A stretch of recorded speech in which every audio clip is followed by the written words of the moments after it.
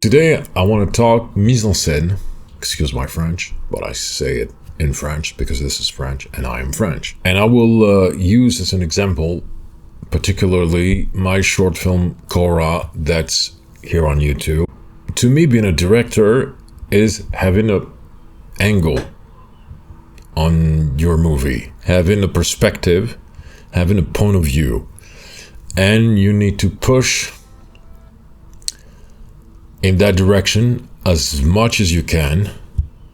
And if you fall flat on your face, well, you fall flat on your face. But I'd rather do that, and I think audiences respond to that better than shooting for coverage. You know, like, okay, let's put 10 cameras and we'll figure it out in the edit. I think it requires from you to have ideas, to think about what you're doing, and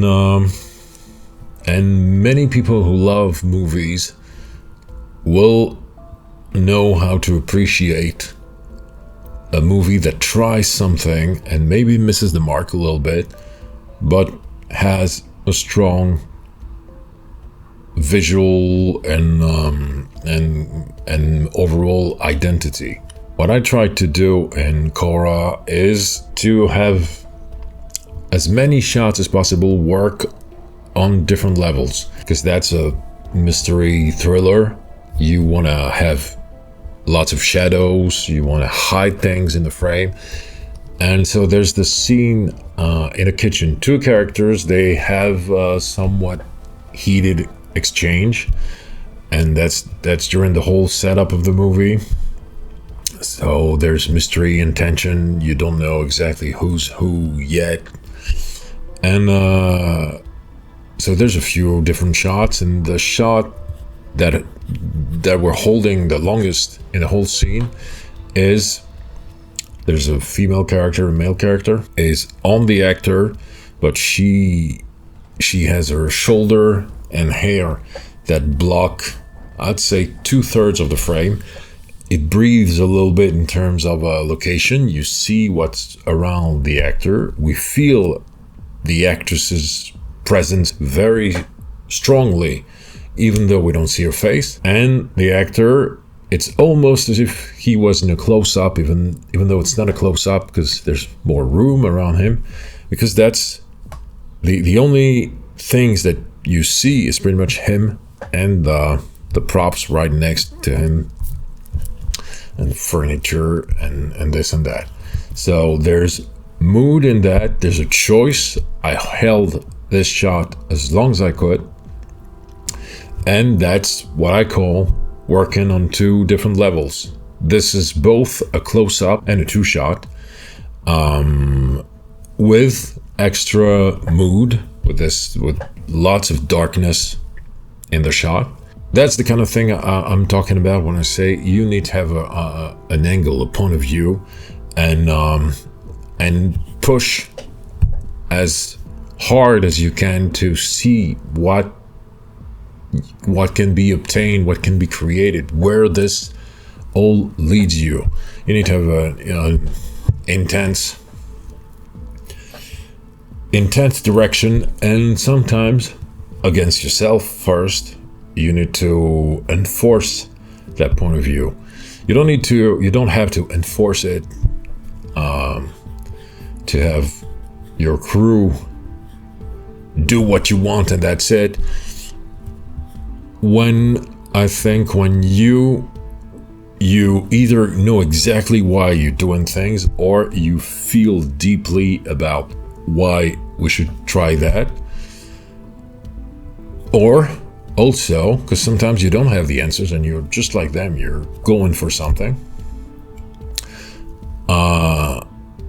You make it clear that you're going for something. You are not sure, but this is what we're going for with that movie. And to have everybody be on the same page in pre-production about that is very important and very helpful. And when we talk about photography, the person doing it is very important. You're a director of photography, not only from a technical standpoint, knowing which lens to use, or they have a way of framing shots that you like and everything. But that's someone who's very close to the actors, and I think that's the great thing about Khôra and its DP Julien Petit is also that he has this very serious, he works. You can tell that the guy thinks, and sometimes like, okay, my whole setup doesn't work. In 10 minutes, we'll break everything apart, and I know what to do now. I love people who have this energy of constant work. I think it really carries the crew. It helps. But also, what he used to say, which is absolutely great, is I'm filming actors. I need actors to feel good about the working conditions, about their work. So he was great with them. He knew how to reassure them. He would be here to make them feel at ease, and this is extremely important. And he also, and I think as a director, when you tell your DP, I don't know everything. I will not. It's not going to be a movie where I let you do whatever you want. But here's what I'm going to try. Here's the feel I'm going for, and I really want to push as hard as I can in that direction.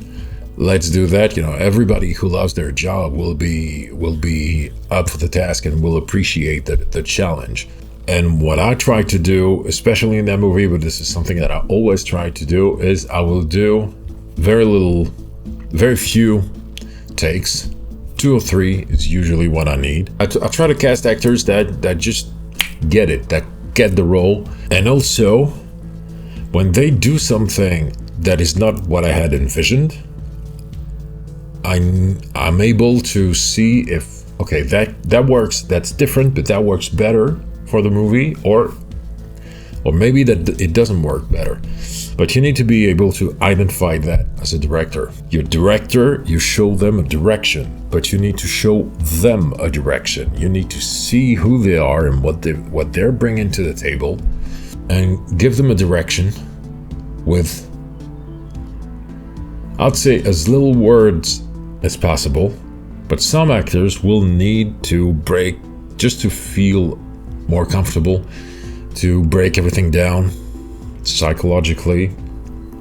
Try to give them that comfort without having them like freezing everything. If they're anxious, they want to feel like they know everything they gotta know. They know how it's gonna be before the take. This is very human, but I think this is detrimental to their performance. You need to make them at ease enough so that they will listen to you when you say, you got this. You don't have to feel 100% prepared. Go.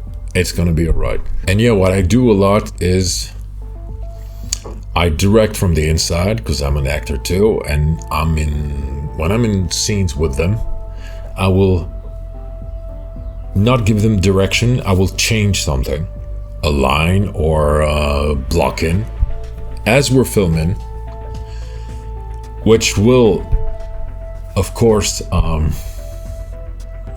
disturb them a bit.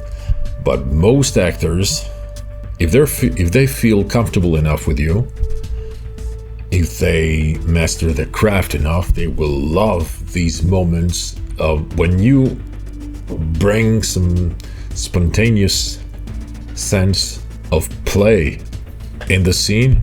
You can see them light up. And this is if you're an actor director, this is a great thing to do. And also, when you shoot digital, I'll say don't cut. Or try that. Keep them in this moment. Like, don't say, okay, that should be better, that should be good. The whole crew will tell you, if they're ready enough, they will tell you if something went wrong with them. And if they don't say anything, just go, okay, we're gonna do it a little more like this. Let's explore this way, a little more like that. Don't ever say what you don't want. Don't ever say what you want. Say where you want to go to see what can come from that. Because if you say to someone, okay, no, let's not do that, it would be as if I was saying to you, okay, in 3 seconds, you will not think of the word elephant. 1, 2, 3, don't think of elephant. See, you failed. So you're setting them up for failure. Because the mind will focus on a notion that it has. If it's, I need to avoid this, I need to avoid this, I need to avoid this, the mind then focuses on the thing to avoid, and you can be pretty sure that it's exactly what's going to happen, or that what you would like them to do and what you would like to see will not occur. That's a very, very important thing. I'd say a lot revolves around what I just talked about. So I hope you'll enjoy the movie. If you're curious to go watch it, and it has flaws, and I'm very interested in talking about them in the comments. And I'll see you in the next one.